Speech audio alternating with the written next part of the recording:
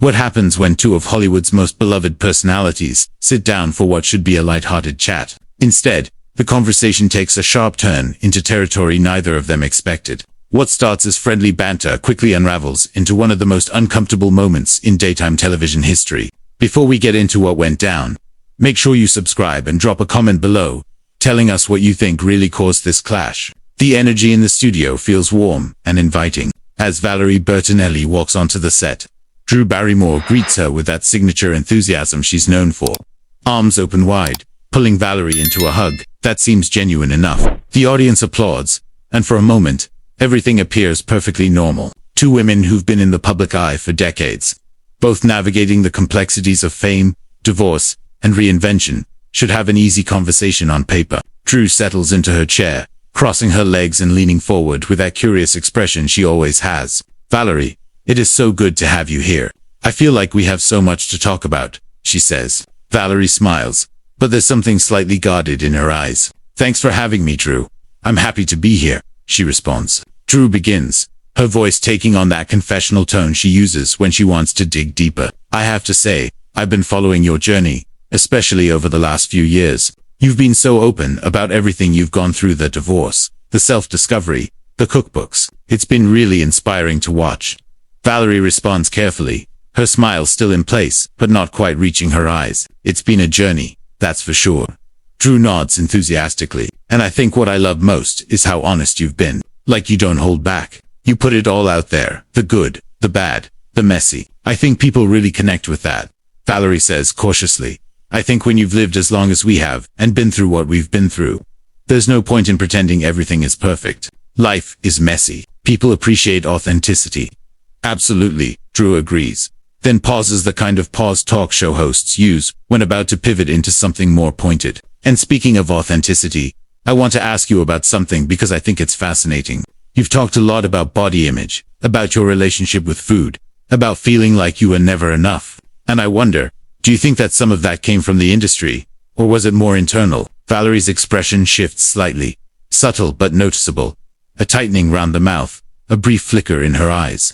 I think it's both. The industry definitely has impossible standards, especially for women, but I also think we internalize those messages and make them our own. So, it becomes hard to separate what's external pressure and what's your own voice.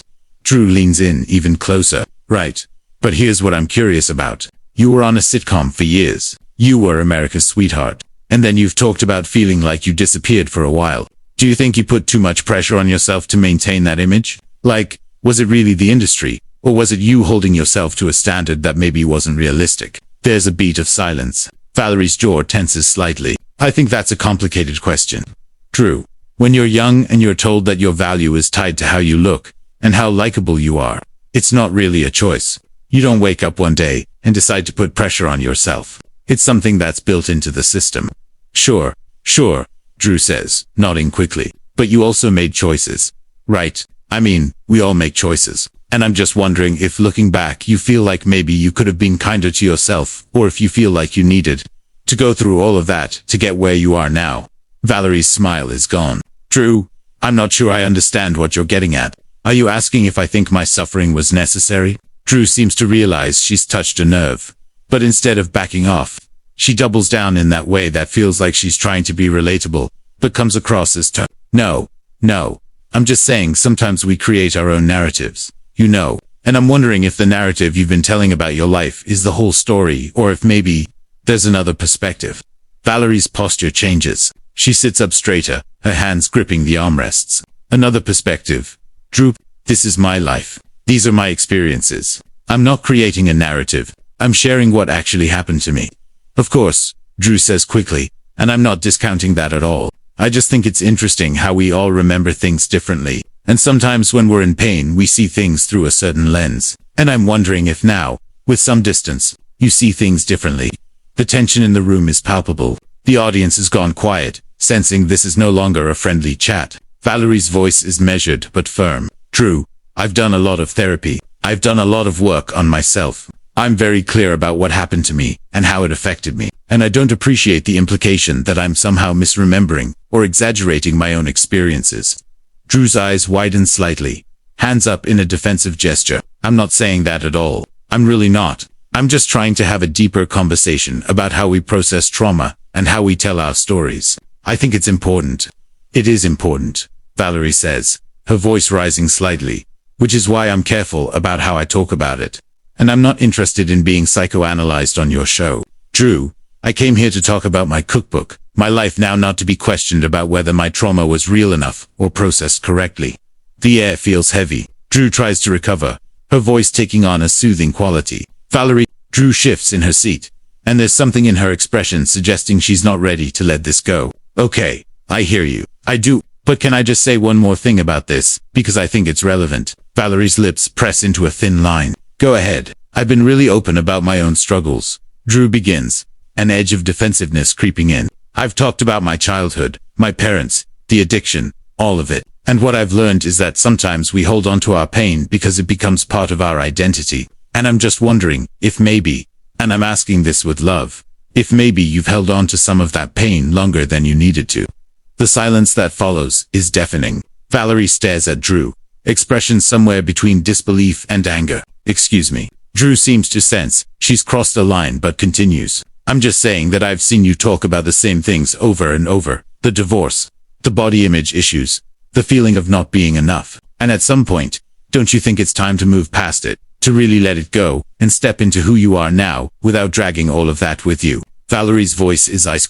Drew, you don't get to tell me when I'm done processing my trauma. You don't get to decide that I've talked about something too much, or that I should just move on. Everyone heals at their own pace.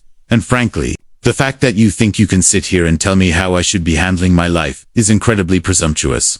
I'm not telling you how to handle your life. Drew protests, her voice rising.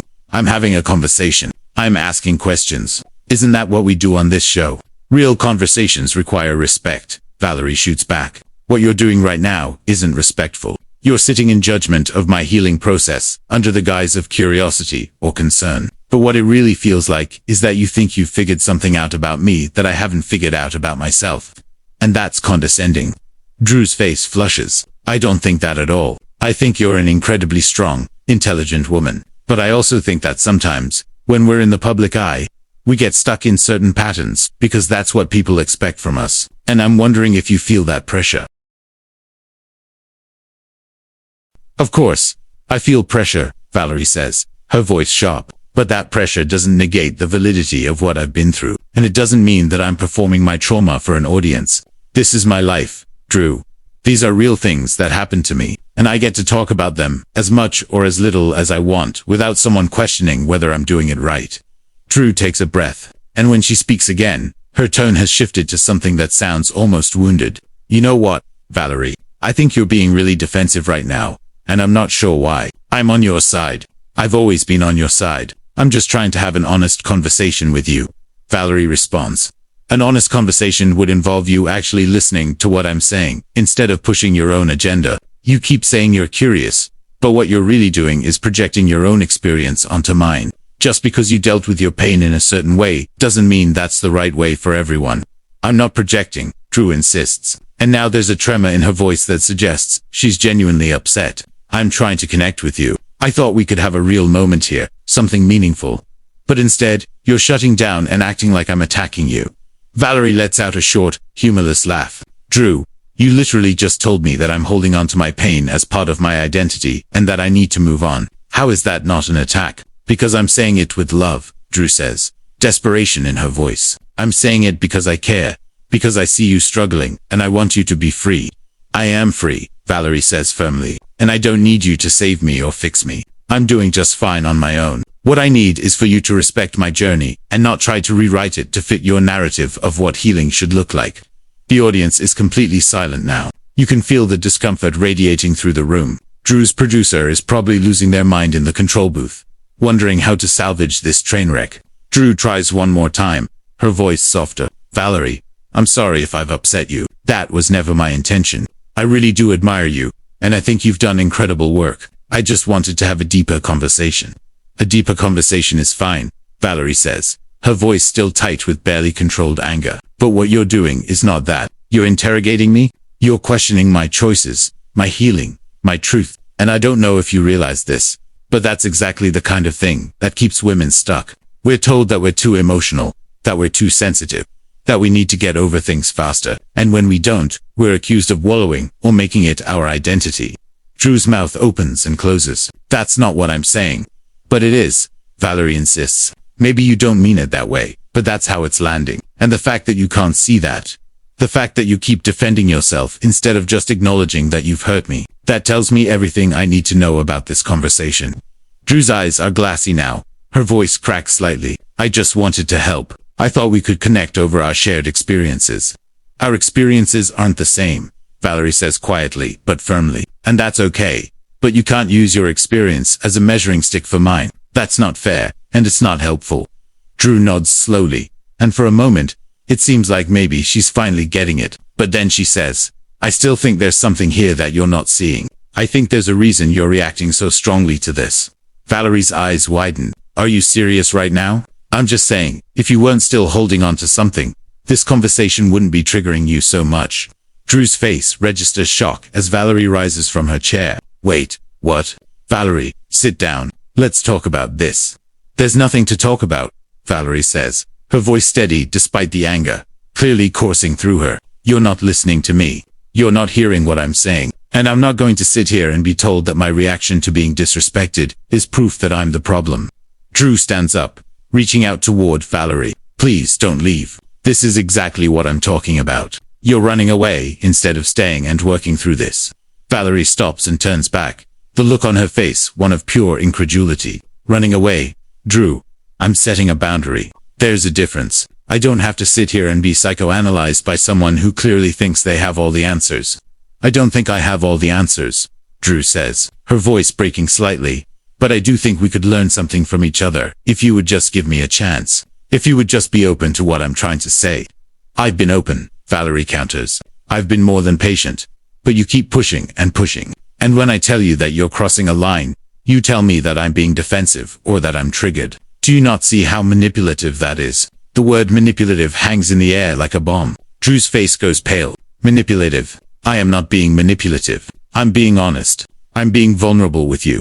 No, Valerie says firmly. You're using vulnerability as a weapon. You're framing your criticism as concern. And when I push back, you act like I'm the one being unreasonable. That's textbook manipulation, whether you realize it or not. Drew's hands are shaking now, and there are tears in her eyes. I can't believe you're saying this to me. I invited you onto my show. I've been nothing but supportive of you. And now you're standing here calling me manipulative in front of my audience. You invited me onto your show, and then proceeded to invalidate my experiences, Valerie says, her voice rising. You don't get credit for being supportive when the support comes with conditions. When it comes with the expectation that I'll process my trauma the way you think I should. That's not fair. I never said there were conditions. I just wanted to have a real conversation. A deep conversation. The kind of conversations I have with people all the time on this show. Maybe the problem is that you think every conversation needs to go deep. Valerie shoots back. Maybe sometimes people just want to be heard without being dissected. Maybe sometimes the kindest thing you can do is take someone at their word, instead of digging for some hidden meaning or unresolved issue. Drew wipes at her eyes, smearing her makeup. I'm a talk show host, Valerie. My job is to ask questions. My job is to get to the heart of things. If you didn't want to have a real conversation, why did you agree to come on? I agreed to come on because I thought we were going to talk about my work, my life now. The positive things I'm doing, Valerie says. I didn't sign up to be your therapy patient, and the fact that you think this is what a real conversation looks like is actually really concerning. The audience watches this unfold like spectators at a car crash. Some people whisper to each other. Others film on their phones, despite the rules against it. This is the kind of television moment people will be talking about for weeks, maybe years. Drew takes a step toward Valerie, her voice pleading. Now, can we please just sit down and start over? I clearly said something wrong, and I want to make it right. But I can't do that if you leave. You can't make it right by starting over, Valerie says. You can make it right by admitting that you don't actually know what's best for me, or how I should be handling my life. By respecting the fact that I'm the expert on my own experience. I do respect that, Drew insists. I swear, I do. But I also think that sometimes we need people to challenge us, to push us out of our comfort zones. That's how we grow. Valerie shakes her head slowly. There's a difference between challenging someone and belittling them. And what you've done today is belittle me. You've suggested that I'm stuck, that I'm holding on to pain unnecessarily, That my reactions are proof of some unresolved issue. That's not challenging. Drew, that's judgment. I'm not judging you, Drew says, now sounding almost angry herself. God, I'm so tired of people accusing me of judging them, when all I'm trying to do is connect. I put myself out there every single day. I'm vulnerable. I'm open. I share everything. And this is what I get for it. This isn't about you, Valerie says sharply. This is about me and how you've treated me today. But of course, you're making it about yourself. Of course, you're the victim now. Drew's jaw drops. I'm not playing victim. I'm defending myself. You're the one who's attacking me. I'm not attacking you, Valerie says, exasperated. I'm holding you accountable. There's a difference. But clearly, you're so used to everyone telling you how wonderful and authentic you are, that you can't handle it when someone calls you out. The tension has shifted now. What started as Valerie defending herself has turned into both of them feeling attacked. Drew's voice is tight and controlled. You know what, Valerie? Maybe you're right. Maybe I did overstep. But maybe you're also so defensive about your past that you can't handle anyone questioning anything about it. Maybe you've built your entire identity around being a victim, and that's why you're so threatened by this conversation. The gasp from the audience is audible. Even Drew seems to realize she's gone too far, her hand immediately flying to her mouth. I'm sorry. I didn't mean that. But it's too late. Valerie's face has gone completely cold. Yes, you did. You absolutely meant that. And you know what? That right there is exactly what I've been talking about. You've been thinking that this entire time, and now it's finally come out. You think I'm playing victim? You think I'm making my trauma my identity, and instead of just having the courage to say that from the beginning, you've been dancing around it, pretending to be concerned, pretending to care. I do care, Drew says desperately. I care so much. That's why this is so hard. If you cared, you wouldn't have said what you just said. Valerie responds. Drew reaches out again, her hand trembling. Valerie, please. I said, I'm sorry. Can we please just talk about this like adults? Valerie's laugh is bitter. Like adults. Drew, adults don't get to say horrible things and then act like an apology erases them. You just told me on national television that I've built my identity around being a victim. Do you understand how damaging that is? Do you understand that you just did exactly what you've been accusing me of being too sensitive about? I was upset, Drew says weakly. You were attacking me, and I lashed out. I'm human. I make mistakes. We all make mistakes. But your mistake revealed what you really think about me. And that's something I can't unhear. You've been sitting here this entire time thinking that I'm playing victim, that I'm milking my trauma, and instead of being honest about that judgment from the start, you dressed it up as concern and curiosity. Drew's voice rises in frustration. I was trying to be kind. I was trying to approach it gently, but you wouldn't let me. You kept shutting me down and accusing me of things I wasn't doing. You weren't being kind, Valerie says firmly. You were There's nothing kind about questioning someone's truth while pretending you're just having a conversation. If you had a problem with how I talk about my life, you should have just said it directly, instead of this entire charade. It wasn't a charade, Drew insists. I genuinely wanted to understand. I wanted to connect with you, but you came in here with your walls up, and you never gave me a real chance. Valerie's eyes narrow. I came in here ready to have a nice conversation about my cookbook and my life. You're the one who turned this into an interrogation about my trauma and my healing process. Don't put this on me. Drew throws her hands up. Everything I say, you twist. Everything I do, you interpret in the worst possible way. How am I supposed to have a conversation with someone who's determined to see me as the enemy? I didn't come in here seeing you as the enemy, Valerie says. But your behavior today has shown me who you really are. You're someone who thinks their way is the only way. You're someone who can't handle being challenged or contradicted. And you're someone who, when backed into a corner, lashes out with the exact kind of cruelty you claim to be against. Drew's face tightens. That's not who I am. You don't know me. You're right. I don't know you. Valerie agrees. But I know what I experienced here today, and I know that I won't be subjecting myself to this anymore. She turns to walk away, and Drew's voice comes out almost as a shout. So that's it. You're just going to leave. You're going to walk out in the middle of my show and make me look like the bad guy. Valerie stops and turns back one more time, her voice eerily calm. Drew, you made yourself look like the bad guy. I'm just refusing to participate in it anymore. And the fact that your concern right now is about how this makes you look, rather than how you made me feel, tells me everything I need to know.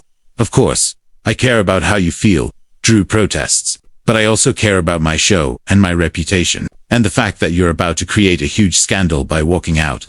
Then maybe you should have thought about that before you decided to attack me, Valerie says. Maybe you should have considered the consequences of your words before you said them. But you didn't, because you were so convinced that you were right and I was wrong. And now you're facing those consequences. Drew's producer has appeared at the side of the stage, clearly trying to figure out how to handle the situation. Drew looks at him desperately, then back at Valerie. What do you want me to do? What can I possibly do to make this okay? Nothing, Valerie says simply. There's nothing you can do right now. Maybe in time, after you've really thought about what happened here, after you've examined your own behavior and motivations, maybe then we could have a conversation. But right now, I need to leave. Please don't do this, Drew says, her voice small now, almost childlike. Please don't make this.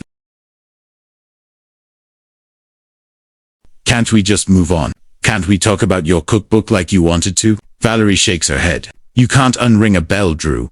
You can't say what you said, and then act like we can just pretend it didn't happen. I have too much respect for myself to sit here and fake smile my way through a conversation about recipes, after you've just told the world that you think I'm a professional victim.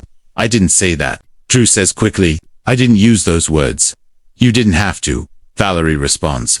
The meaning was clear, and honestly, the fact that you're still trying to parse your words and find some technicality that makes you less wrong, that's just more proof that you don't get it. You're not sorry for what you said. You're sorry that I'm reacting this way. Drew opens her mouth to respond, but nothing comes out. She looks lost, confused, like she genuinely doesn't understand how things spiraled so far out of control. The audience is frozen, watching this incredibly uncomfortable moment play out in real time. Valerie takes a breath, composing herself with visible effort. I came here today in good faith. I came here believing that we could have a nice, supportive conversation. But what I got instead was judgment disguised as curiosity and cruelty disguised as honesty. And I'm too old and too tired to pretend that's acceptable. She looks directly at Drew one last time. I hope you learn something from this. I hope you take some time to really think about how you approach these conversations and what you're actually trying to accomplish. Because if your goal is to connect with people and make them feel seen, you're failing. What you're actually doing is making people feel small. With that, Valerie turns and walks off the stage. The click of her shoes against the floor is the only sound in the stunned silence. Drew stands there, tears streaming down her face, looking out at her audience with an expression of complete devastation. Her mouth opens and closes several times, like she's trying to find words, but nothing comes. Finally, she turns to her producer and says something inaudible. He nods and signals to the crew. Drew looks back at where Valerie disappeared, then at the audience, then down at her hands.